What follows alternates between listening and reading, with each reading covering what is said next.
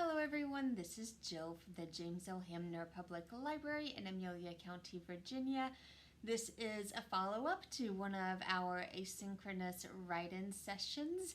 So I am going to read what I wrote during those 20 minutes and hopefully encourage you to just get words down and not worry about how they sound. It doesn't have to be any good. It can have factual errors. You can mix up the names of your characters.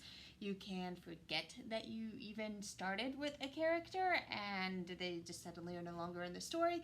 Whatever happens, you can edit later. So now for your entertainment, I suppose, hopefully encouragement to you to keep writing what I wrote. Jade got a second pry bar under the rock, and together they were able to lift it out of the hole and over to a flat spot away from the trail. By the end of the afternoon, the trail section was completed, and the next morning the group hiked back to the trailhead and loaded the trailers. When they arrived at the workshop, they debriefed the week as a group, and then they cleaned and sharpened the tools as they met with the group leader, Jade, one-on-one to debrief the job. The group debriefing started with a question: what went well? Jason commented on how they were getting better at building a slope on the trail so that water would run off without damaging the walkway.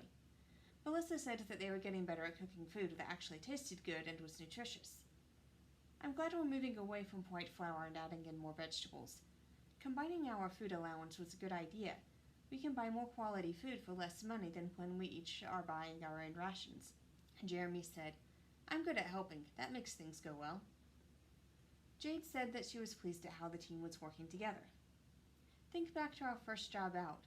We didn't know who was good at what, but we each gave each other the space to try, and now, this trip, we know that Jason is really good at cooking breakfast quickly so that we can have hot breakfasts, and Melissa is good at knowing how to place a pry bar for the best leverage.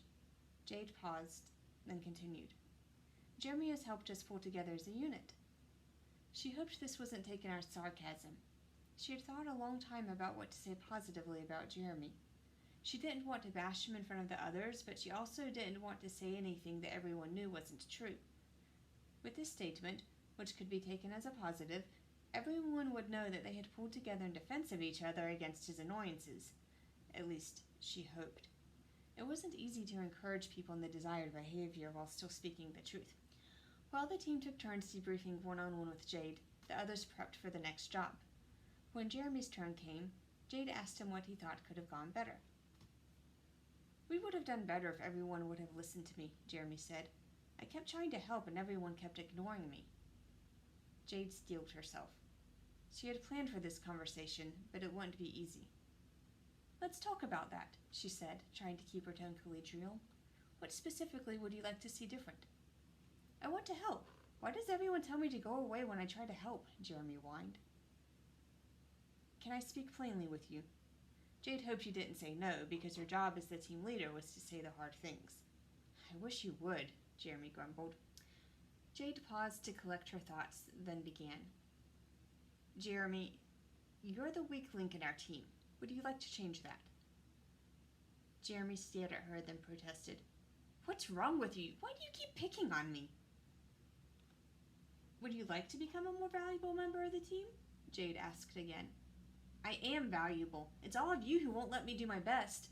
Jeremy was getting angry. Jade sat in silence, watching the shadows on the wall. After a few seconds, Jeremy added, What do you want from me? Jade remained silent, considering how to proceed. Jeremy asked again, Why won't you tell me what you want? I'm a good worker. Why won't you let me help? Jade answered, I'm going to be plain with you because I want you to succeed, but you need to know where you stand. Unless there are significant changes in your work performance, you will not be hired for the next season. Right now, you interfere with others' work when there is no safety reason to do so, refuse to follow basic safety precautions, and are condescending to the team. For example, when you tell me how to build a fire when your job is to collect water, you're indicating that you don't trust me. What's worse, you aren't attending to your own duties, so we get behind in schedule and others have to do double duty. Not bringing a first aid kit to the job site is a requirement. It was completely unacceptable for you to leave it behind. When Melissa offered to help you pry out that rock and you insisted on doing it yourself, you made us waste time and effort. We could have gotten the rock out 10 minutes sooner if you had been willing to work as a team. Jeremy started to speak, but Jade overrode him. Going forward, this is what I expect of you. Attend to your own chores and to do them well. If someone has to fill in for you because you are interfering with someone else's tasks, that will be the last job you are on this season. You will lose your job.